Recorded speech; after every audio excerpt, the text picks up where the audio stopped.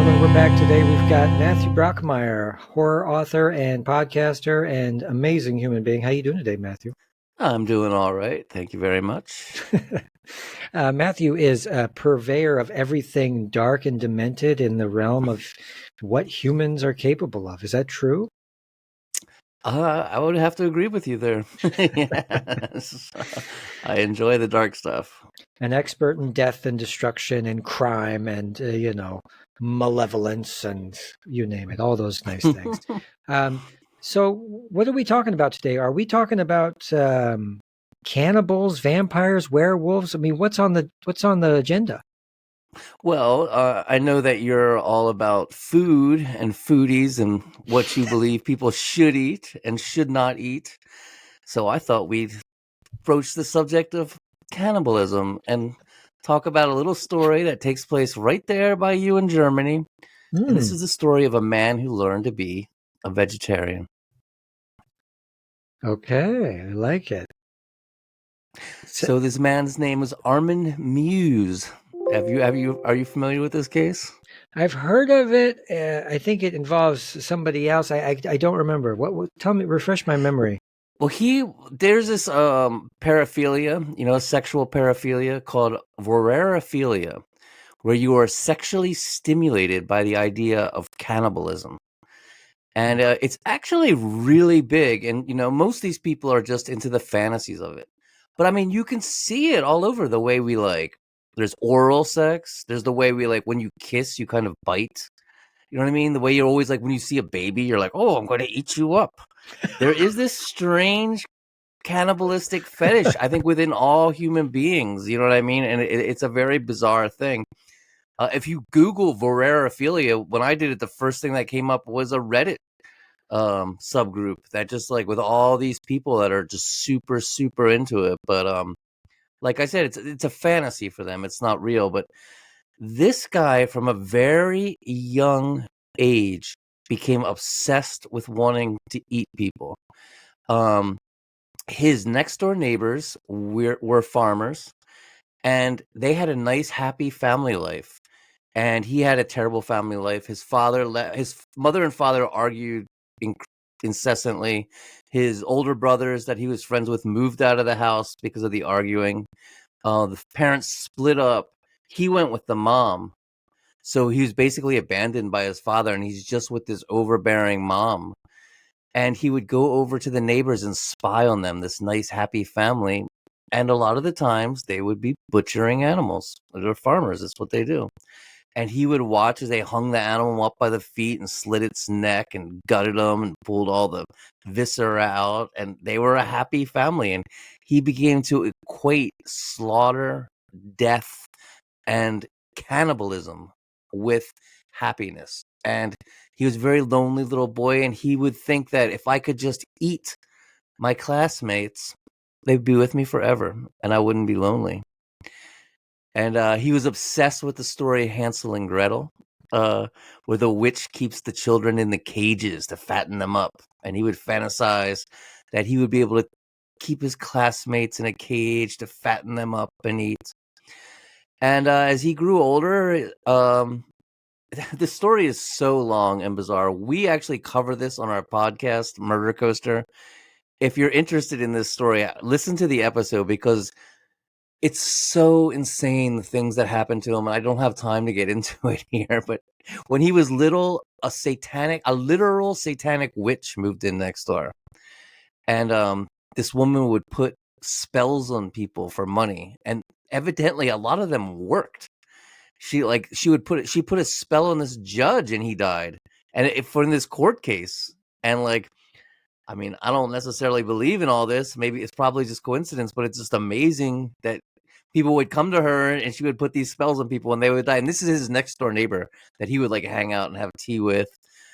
Then his mom died. And then he's got this 17th century, it's like a farmhouse, but it's basically like a 30-room mansion, very German looking, kind of in a Tudor style, right? With the,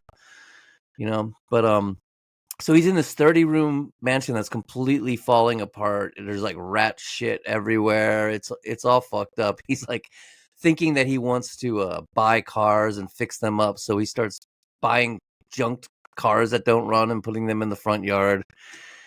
And he's just obsessed with wanting to eat someone. And he finds, this is 2001. The internet is new. But listen to this. In 2001, although the internet was fairly new, there was already 800,000 cannibal websites and chat rooms.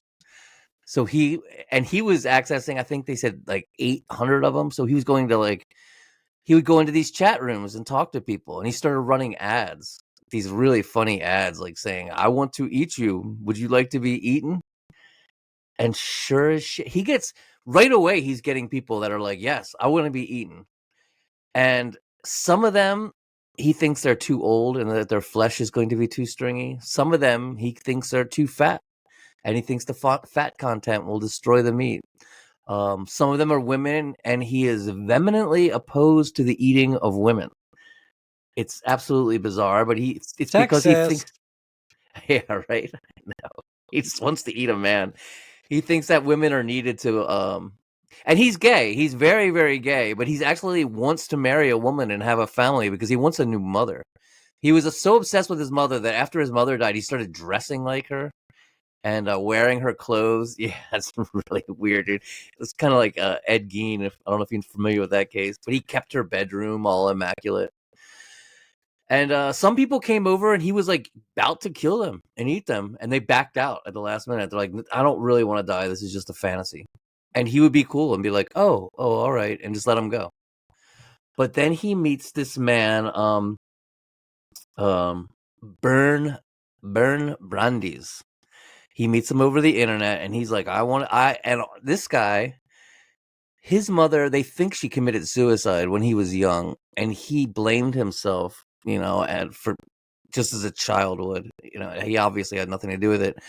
And he just, from a very young age, wanted to be consumed. He wanted to be obliterated. He didn't want to exist. He wanted to have his body completely consumed, and he became obsessed with the idea of being eaten. He wanted to be eaten. And he told him this, and so they two hook up. Bernd takes a train to, how do you say it? Rutenberg? I was saying Rottenburg, but Rottenburg. Rothenburg, yeah, that's in the near from Frankfurt, not too far away. I think it's somewhere in northern Bavaria. Well, Bernd comes there, and they make passionate love. They eat together. They and they talk. They like hold each other in their arms and stare into each other's eyes and have these long conversations. And they videotape almost all of this, by the way. This is all videotape. So a lot of the dialogue that we get real into it on the Murder Coaster episodes. So if you want to know like all the things they said to each other, and it's absolutely fascinating, utterly bizarre, and really darkly funny. You know what I mean? It's just weird. And he's like, "All right, do it. What I want you to do is to bite my dick off while you're giving me head." Right? That's what he says to him. And he goes to do it, and he just can't do it. He just doesn't. He wants to eat him, Armin does, but he doesn't have it in him to bite his dick off. And then Bernd is like, "You're not going to do it, are you? This is ridiculous. I drove all this. I did all this, wasted all this time to come here." And this guy really wanted his dick bitten off. He had tried to hire prostitutes to bite his dick off, and they wouldn't do it. He even went and gave one prostitute a knife and was like, "Please just chop my dick off." And a male prostitute was like, refused to ever even see him again. Was like, cut him off. You know what I mean? Like, you need help. Which he probably did. And he's deeply just suicidal. And so Armin drives Bernd back to the train station, and as they're sitting there waiting for the train to come, they start talking about it again, and Armin's like, "I think I could do it. Why don't we try one more time?" So they drives them all the way back to the place, and they get out the video camera. He's got a special slaughtering room inside this 30-room Oh, I forgot to mention that the mansion's haunted, by the way, as well. In this 30-room haunted mansion, can't make this shit up. And they videotape all this, and he gets a knife and boom, slams it on his dick. And the knife is too dull. It doesn't do anything. It just like bounces off his dick. And now Bernd is like, "I'm fearful that this is never going to work out. Oh, woe is me." Then Armin goes and gets a sharper knife, the sharpest knife he can find, and sharpens it up. Comes back, bam! It goes right through the penis. Bernd begins to jump up and down, screaming hysterically. But Armin manages to hack the thing off, and this is all on videotape, right? And then once Bernd calms down enough and is able to gather his wits to him, he turns to Bernd and says, "Before your feast, perhaps we should have an appetizer, something that I can enjoy as well." Saying he'd like to eat his own penis, basically. So they go down to the kitchen and they cut the penis in half, and they try to partake of it raw at first, but it is much too chewy to eat raw. So they get a little olive oil and salt and pepper and put it in a pan and fry the penis up, getting it just crisp on the outside. And then they attempt to eat it again. Still too chewy. Just too chewy for them. So they throw it back in the pan. And to their horror, it immediately turns black and burns. And then they take it out and it's just a burnt, blackened thing. They completely ruined it. It was unedible. So then Bernd goes and lays down in a bathtub while Armin reads Star Trek books, waiting for him to die. And he gives him a bunch of sleeping pills. They're hoping he's just going to bleed out, but he doesn't bleed out. Eventually, he does pass out from blood loss and sleeping pills. So then Armin takes him into his special slaughter room, hoists him up by his feet in what is called the Geen configuration, all on videotape. And well, first thing he does is he cuts his head off, and then he sits his head on the table and talks to the head the entire time, going, "Oh, old friend, I wish you could be here to see this. This is going to be some juicy cuts," and talking, and it's all on videotape too. So he's like, chops them all up, butchers them professionally. He had studied it and studied it and studied it. He had all these recipes, all this shit. And he filled his freezer full of meat. And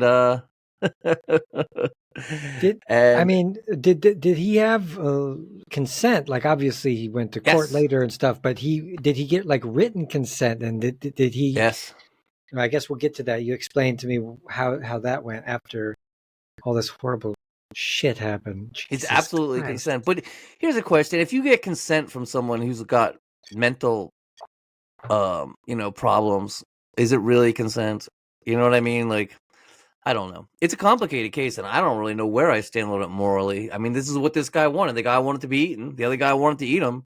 They completely consented. You know what I mean? It was completely consensual. But then the happy day came when he ate him, and he took his head back out, put it on the table, got some of his mother's like candles and the finest china and the finest silverware that they only like for special occasions. And he cooked him up a nice steak that he had, and he cooked it with like portocini mushrooms, and he got a Italian wine, and he talked to the head the entire time, and he ate it, and he said it was absolutely delicious. He loved it. He said it was the best tasting thing he'd ever eaten, and he made meatballs. He did all kinds of stuff. He was like bringing sandwiches to work of this guy. He ate well over half of them over time, and he wanted more. He wanted another person, so he starts putting more and more ads out, looking and getting bolder and bolder, feeling emboldened by the whole process, putting up photographs and stuff. It's just absolutely bizarre. But then this young college student stumbled onto this vorarophilia website, and he thought it was like a lark. He was like, "Look at these weirdos all into eating each other. They're so full of shit." And he runs into Armin, and Armin's like, "Yes, I'm a cannibal." And he's like, "Yeah, right, dude." He starts talking to him, thinking maybe he'll tell his friends about it. It's funny. And he tells Armin, "Well, I want to be eaten then. Would you eat me?" And he's like, "Yeah, I'll eat you. Let's start talking." They start like getting into private messages. And Armin even sends him a couple very disturbing photographs of meat that he claims is human. And he eventually convinces this college kid that he is absolutely for real and really wants to eat him, at which point the college kid freaks the fuck out, dude. He fucking erases all his emails, gets rid of, unplugs his computer, like completely cuts himself off from the internet, and he's afraid that this guy is going to find him and kill him once you know what I mean? He thought it was all a joke. And then he goes to the cops and is like, this guy is scary. And the cops take it all very seriously and go over there. And they search the house, and it's disgusting. Inside the freezer where all the meat was, there was a dead rat on the very bottom that had been flattened from all the meat that was piled on top of it. It's really fucking gross. And they take the meat to be tested for DNA. They also find like a mountain of pornography, really disturbing pornography involving mutilation, blood, like some snuff shit. But they until they can prove that the meat is human, you know what I mean? They can't arrest him. So they take all this evidence from his house and go to process it all and take all these computer hard drives to go through. And then a couple days later, they get a call from his lawyer, and his lawyer is like, he wants to confess. He ate someone, but it wasn't murder. The guy wanted to be eaten, and it's all on videotape, so we can prove it. And they went to court, and he was found guilty of manslaughter, not murder. And I got a very light sentence because they ruled that it wasn't murder because the guy wanted to be killed, and it was consensual. But then, I guess they can do this there in Germany, that you can't do this in America. They retried him again. You can only be tried for a crime once here in America, which is kind of cool. And in the when they retried him, they said his sexual deviance was the cause for the death, and therefore it was murder. Because if you kill someone out of your own desires, right? You know what I mean? It doesn't matter if they wanted to. He wasn't killing him to relieve him of his pain of existence. He was killing him because of his own sexual desires, which makes it murder. And he was given a full life sentence. But evidently, and then someone went and burned his house down. They don't know who it was. They think it was like these kids, but no one's ever been arrested for that. But evidently, there in Germany, they take you out of prison to get walks through town, but they have to put him in a disguise because they don't want him to be recognized. So they take him out of the prison in a full-on disguise and let him walk around the town with him, and then bring him back. So maybe you'll run into him one day out there. Oh my God. That's the last thing I wanted to get, is to run into a cannibal with one of these mustache glass nose combos. You know, like the Groucho Marx. Yeah, I know exactly what you mean. As I said, when I hear the word disguise, that's all I can really think about. But then here's the story. Now that he's in prison, he's become a vegetarian. Oh, really? Yes. What's the story there? I don't know. Has he been rehabilitated, or is he? He says that he repents it. He's sorry he did it. He thinks it was a wrong thing to do, and he doesn't even want to eat meat anymore. And his nickname is the Master Butcher. Yeah, he was a Master Butcher too. He did a really good job, I have to admit. Doesn't the court find him, crazier than a bag of snakes? Like he's not fit to stand trial or anything like that? No, he was deemed completely sane. He was a functioning member of society. He had a job. He worked with computers. He had been in the military and done pretty well in the military. He was a very weird guy. When he was in the military, they would have these dances and stuff and things like that. And, the people would bring their wives and girlfriends. He always brought his mom. And there was even a camp out thing where they all camped, and he brought his mom and slept in the same tent with her and shit. They're like, what? He used to always hang out with his mom all the time. And he would get a date because he wanted to marry and start a family. He was gay. He was really gay. He was only sexually attracted to men.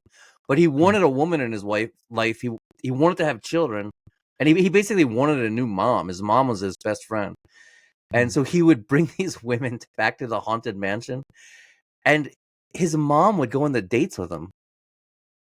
She would chaperone him. And the women would be like, why is your mom on the date with us? You know what I mean? And then the mom would be like, she is simply no good for you. She's below you. Wow. And he'd be like, okay, mom, I won't date her anymore. Really weird, right? It's like Anthony Perkins in Psycho. Yes, which is based on Ed Gein. Yeah, yeah. So there's a lot of crossover between this kind of behavior with guys like Ed Gein and other serial killers, I guess. The Mama's boys. Yes, yes, and Ed Gein was a cannibal as well. But what's interesting is, a lot of these guys, like I think Ed Gein, Jeffrey Dahmer, they don't start as cannibals. They start as oftentimes. Well, Ed Gein started as what you call a ghoul. He would dig up dead bodies. That was his thing, and then he progressed into murder. And Jeffrey Dahmer, of course, started with murder, and then they eventually got into cannibalism. Whereas Armin Miewes, cannibalism was the first thing, the very first thing, before he wanted to kill anybody, and he really wasn't that into killing. He said it was just something he had to do to get the meat. He wanted to eat them. So you think he got his wires crossed early on from seeing some psychological connection between slaughtering animals and like a loving family who was, seemingly part of it. You think that's a connection? Well, and then we could talk about Issei Sagawa if you want. He was a Japanese man, and he was very similar to this. As a young person, he became obsessed with cannibalism as a very young, just as a child. And a lot of their childhoods are similar. Issei Sagawa also was obsessed with Hansel and Gretel and would read it over and over and over and focus on the parts where the children were kept in cages to be fattened up. He was just obsessed with it. And when he was little, every Christmas, these Japanese from Kobe, actually, where the famous beef comes from. And every Christmas, or was it New Year's? Every New Year's, his uncle would come over, his father's brother, and he would dress up like a man-eating ogre. And Issei and his brother would pretend to be the princes, and their father would be the king. And then the ogre would kill the king, grab the princess, put him into a big cooking pot, and cook him up and eat him. And they actually filmed it. It was just like little kids acting out like a fun thing. They had little crowns, and you can go watch the films of it. Issei Sagawa was just a very small child being put in a pot by his uncle. But he said that would give him nightmares, but it also made him obsessed with the idea of being eaten and eating people. And he was super, super frail and super small. He was only like 4'10" when he was full grown and weighed only 85 pounds. Very small man. Wasn't even, didn't even make 5 feet. And he began to think that if he ate a person that was healthy and plump, he would be able to become healthy and plump himself. And then somehow Classic he got in misconception. His mind, yes, it's not true. He got in his mind that the most powerful, beautiful, softest, tastiest thing would be a Western woman. Ooh. And he really wanted to eat Grace Kelly. That was who he was like really obsessed with. And so and again, this is another episode that we did this as an episode as well on Murder Coaster. If this is interesting to you, definitely listen to it because there's so many things about his childhood that I just don't have time to get into. It's just crazy, and his life, and because like it's just crazy. I wouldn't even know where to start. But he ended up in Paris. He's a Shakespearean scholar. He's got a master's degree in Shakespeare. He's getting his PhD in comparative literature, studying literature. He's like all about Shakespeare and stuff. Got a degree in Shakespeare, and he's in Paris studying. And he meets this woman, Renee Hartevelt, and she was Dutch and beautiful, and he became obsessed with her. He wanted to eat her, and she actually befriended him. She wrote her parents about him. He was in love with her. He told her he was in love with her, and he's like this 4'10", really weird looking guy. His head shaped like a fucking football. And she's like, "Well, I really like you, but not like that, not in a romantic way. But I want to be really, really good friends with you. We both love literature. We both love Shakespeare." She was studying French poetry, so he asked her to come to his house to help translate German poetry. God, I can't remember the guy's name right now, but like a World War II poet, and or is it post World War I? Somewhere around there. But she was helping him he was recording her reading this poetry, and he came up behind her and shot her. It's funny. The first time he tried to shoot her and the gun misfired, didn't fire. The bullet was loaded incorrectly, and she didn't even notice. And he put the gun away. And then after she left, he sat there licking the seat where she had sat and smelling it.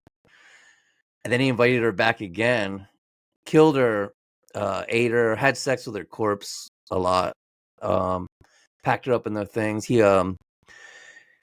It's really disgusting. I can if you really want to know about it, listen to the Murder Coaster podcast on Issei Sagawa. It's insane, dude. Because we get real into everything he did. He baked her breast in the oven, and there goes my monetization on YouTube. So oh really? What happened? I'm sorry. You think? No, every episode we do, they shut off the monetization. Say nobody is going to advertise on top of this. Totally okay. Every time you talk to me. Every time I talk to you, they say the content's too risque. Yeah. They do? Oh, yeah. Come on, YouTube. It happened. It's real. It's like the news. Is the news too risque? It's real life shit. Yeah. So here's the clincher. All right, here's the clincher. He got immediately caught, pretty much. He put the rest of the body parts he hadn't eaten. He ate a lot of her too. He ate her lips and her nose raw. He ate her vagina raw. He ate so much of her leg that there was nothing left but the bone. And he put the rest of the corpse into 2 suitcases and brought them to this big park in Paris and dumped them. And was seen the cab. They knew it. He got a cab there. They found the cab driver. He was quickly caught. He was a terrible criminal. So his parents are super rich. And his father hired the most expensive attorney in Paris. And he was able to be found insane. And in France, you're found insane before the trial. And then if they find you insane, you don't go to trial. It's not like here in the United States, they have a trial to see if you're insane. If the judge deems you insane, that's it. You don't go to trial. So he never, ever went to trial for it. Never went to trial for it. But the judge said he should stay in a mental hospital for the criminally insane for the rest of his life. But meanwhile, his super expensive lawyer starts doing this kind of right-wing, kind of conservative bullshit where he's going, he is a foreigner here. His green card is gone, not green card or whatever, his visa is expired.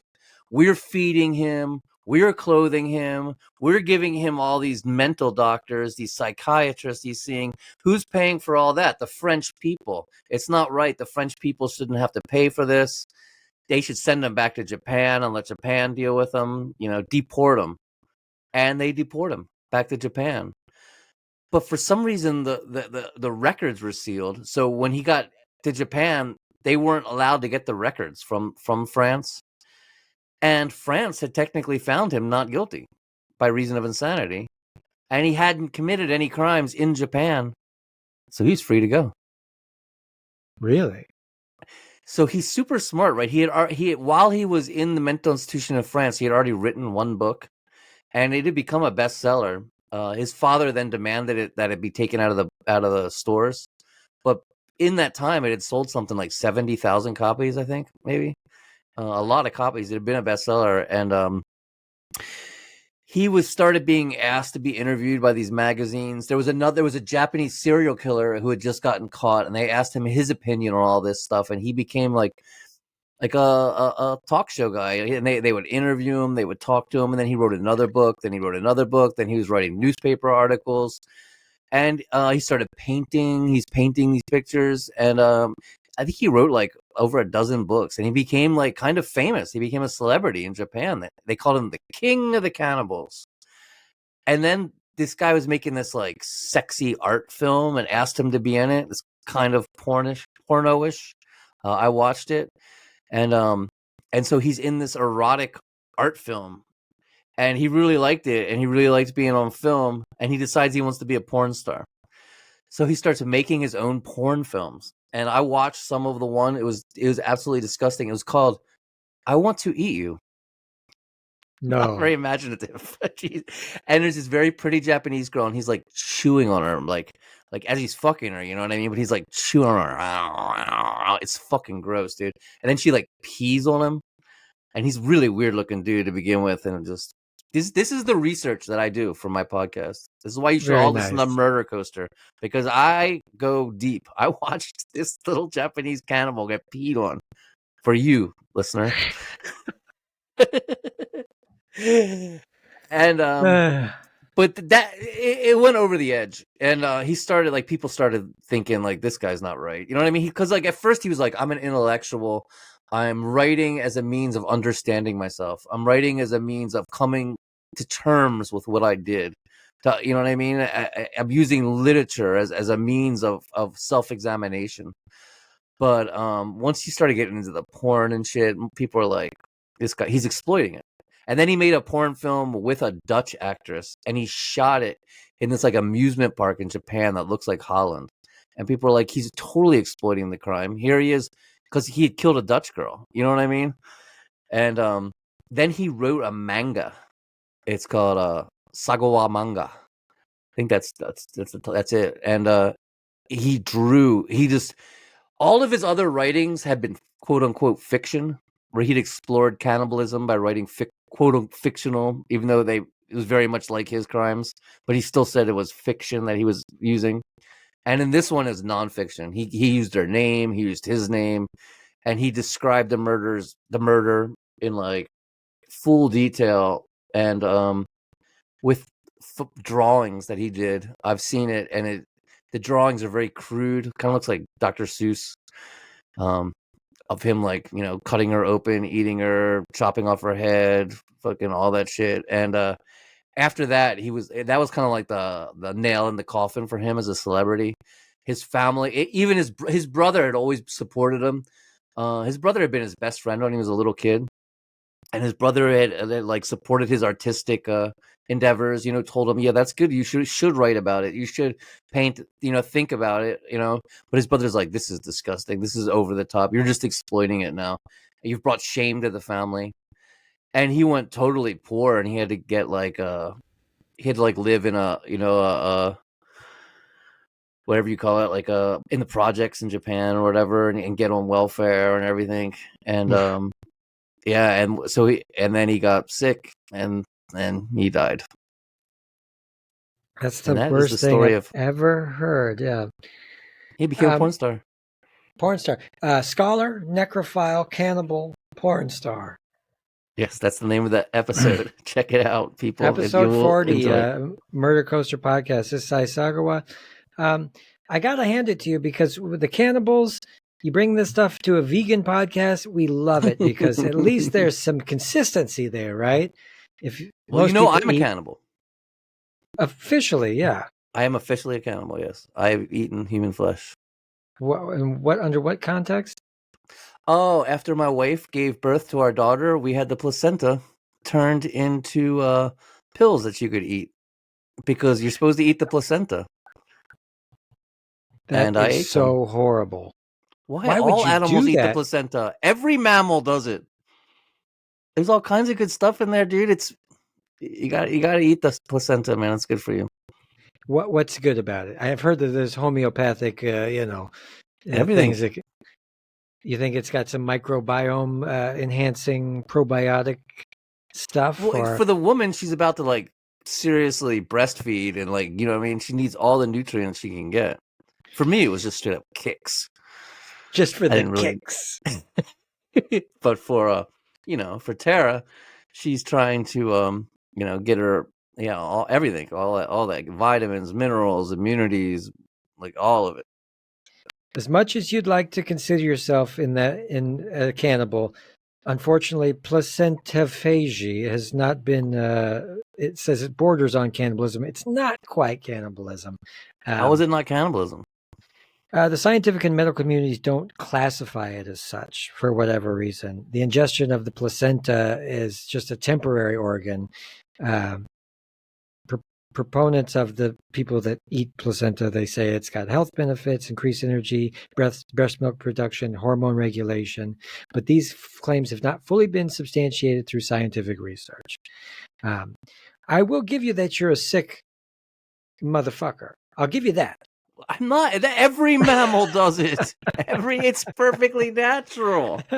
It's perfectly natural, dude. If you're trying to go for sick, I can give you that. Other than that, I No. don't know. Well, I It's funny. My mean, parents came to town for the birth, and then my dad drove me. We brought the placenta to this herbalist, and my dad was laughing, going, "What the fuck are you doing?" You know? And I'm like, we're getting the placenta like turned into pills, man. It's good for you. You got every mammal eats it, you know. And my dad's laughing. And I'm like, look, when we go in there, this woman's like a witch. Do not laugh. She will turn you into a fucking newt. All right. yeah. We Honestly, and there was like herbs hanging from the ceiling and everything. It was pretty cool. I'm a big proponent. Do whatever the animals do. If it's, and I like that as a tradition. If you're going to eat the placenta is like as a ritual, right? Just say, here we go. We're all one in one way or another. Woo. All right. Well, So who's it gonna be next week, Maddie? Oh, I don't know. Whoever you like. We're doing Richard Ramirez right now. We could talk about him because he's the scariest one for me. That guy just scares me because he'd break into your house at night while you're sleeping, and like that's what scares me. You know what I mean? Like when I cover stuff like that, I literally go and lock my doors, check my windows. Like I get all freaked out, because a lot of these guys, like, they're abducting hitchhikers or this or that. I don't, you know what I mean? It doesn't. But when you lay in bed at night as your eyes are shut and you're just about to drift off to sleep, just think to yourself, outside in the shadows, in the bushes, could be a murderer lurking, just looking into my window, to come in and kill the whole family, rape everyone, rip out their eyeballs, fucking cover the walls in blood, fucking. It has something to do with you're in your most vulnerable state. People that are hitchhiking, Yeah. you already know you're taking a risk. But if you're just at your house, you don't want to see the Night Stalker. Yeah. No, you don't want to see the Night Stalker. It's not good. Wasn't he like a good kid too? Didn't he grow up like a straight-laced, sort of good-tempered kid? Well, he's from a Mexican family.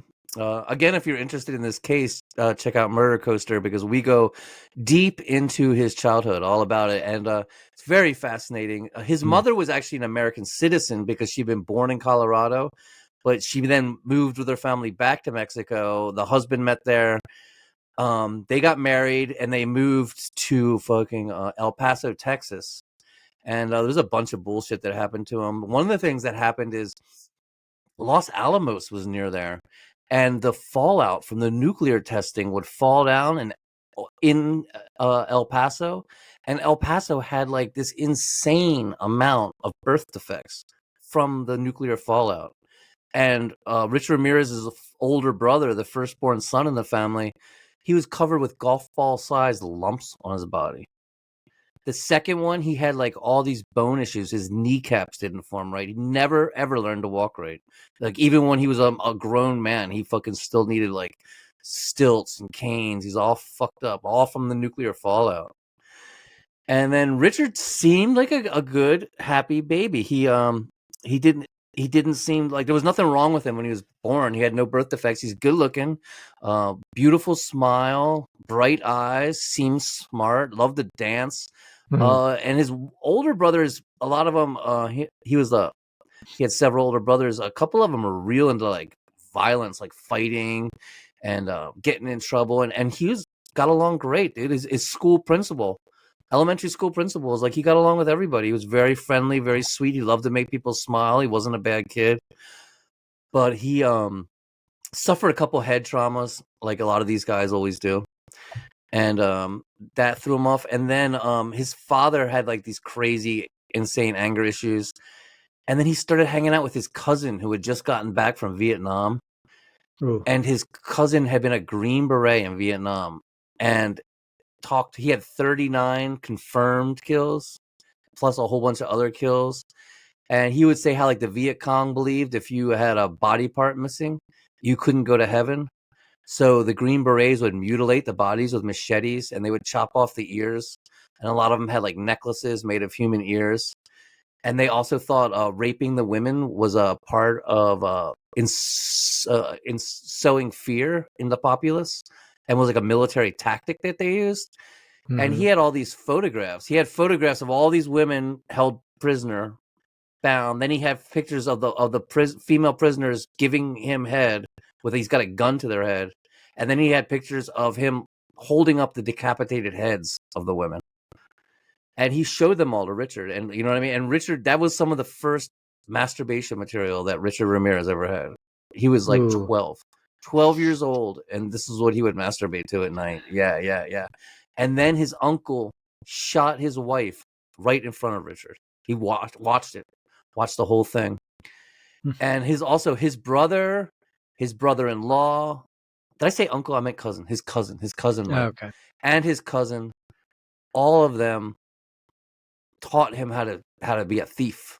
He was a master thief. They taught him how to use stealth, stay in the shadows, be quiet, look out for gravel, look out for dogs, look out for clotheslines, trash cans, to how to find an open window, how to pry open a window, how to cut a screen, how to get into a house, what good jewelry is, how to tell the difference between fake jewels and real jewels, gold plated or real gold. And so he became like a master thief at a very young age. His nickname was Dados, which means fingers, because he would use his fingers to steal everything and shit. And then when he was, he dropped out of high school. He had but he was the high school quarterback on the football team, but he had epilepsy and he had an epileptic seizure. And instead of taking him to a doctor or getting a medication or anything, they just fucking kicked him off the football team. And after he got kicked off the football team, he obviously just got really depressed and sad, didn't want to go back to school. He was humiliated. It happened during a game. And he was absolutely humiliated. He fucking basically just gave up on school right then. And so when he turned 18, he jumped on a Greyhound bus and went to Los Angeles and just lived this life of fucking utter crime and depravity. It's like he loved shooting up cocaine, and he would get 85% pure Peruvian flake from this guy, man. So he'd be shooting up coke, steal a car, drive around for days just memorizing Los Angeles. It's crazy. He never had a map, and he knew all the roads, ins and outs. And he would look for houses near the highway so he could get right back on the highway after he committed a crime. But he never washed, and he never brushed his teeth, and his teeth all rotted out of his head, and he smelled like rotten wet leather. Oh my God. It's terrifying. Yeah, it's very scary. That's a scary And then of course, guy. after he was busted and put in prison, all these women went crazy for him, and he had all these groupies, and he got married, and I mean, women love him. I posted up a picture of him on Instagram, and some fucking crazy lady's like, "My beautiful, beautiful baby, I love him." Put all these hearts and shit. Oh my God. Yeah. I mean, that's disturbing enough, but the fact that this guy looks like every supernatural LA speed freak during the 1980s as well. I mean, he really does. I think he's a pretty good looking guy, honestly. He is He's got good the high looking, but cheekbones. right, high cheekbones, good looking guy, still got that insane look in his eyes. Everyone said he smelled like garbage. He couldn't, I mean, when he was out, women wouldn't have sex with him unless he paid them. His big thing was having sex with prostitutes' feet. He liked to fuck their feet. A lot of people into that. Not necessarily insane. No. There's nothing wrong with that. There's nothing wrong with that at all. He could be, but the look, he's got a look. He could either have been in, a rock group or, a convict. There's also all these rumors about him being a member of the Church of Satan, and that the Church of Satan, after he was caught, made him an honorary member. And we reached out to the Church of Satan, and we got an exclusive statement from them about what is true and what isn't true. So if you're interested in that, listen to the podcast. Okay. Well, I'll tell you straight up, they say it's bullshit. He was never made a member of it, Okay. And but there's more. What they believe in, because they're like, we don't believe in crime. We don't, we don't condone this shit. So yeah, that's what I thought. The whole statement they gave. Well, the Church of Satan is a reputable place. They would never be associated with some kind of criminal. Right. That's what I think. But he drove up there and met Anton LaVey, I guess, and stuff. He just drove out there and sat in front of the fucking house until Anton LaVey came out and was like, "What do you want?" He was like, "I want to meet you." And he's like, "All right, you met me. Get going." And that was pretty much it. Too many weirdos. That's why I wouldn't want to get into the occult, because the people that you meet, gee whiz. That's true, know. right? It's true. You attract some freaks, right? It's like being a coke dealer. It's like all of a sudden you're driving around at night meeting the worst people in the universe. Yeah. Well, look, we'll cut it off there. I want to thank Matthew Brockmeyer coming back. Check out Murder Coaster Podcast. Of course, wonderful human being, wonderful podcast, scary, scary shit. Anything you want to add before we go? Well, just thanks so much for having me. I always enjoy coming on and talking with you. All right. Bye, everybody. We'll see you later. Ciao.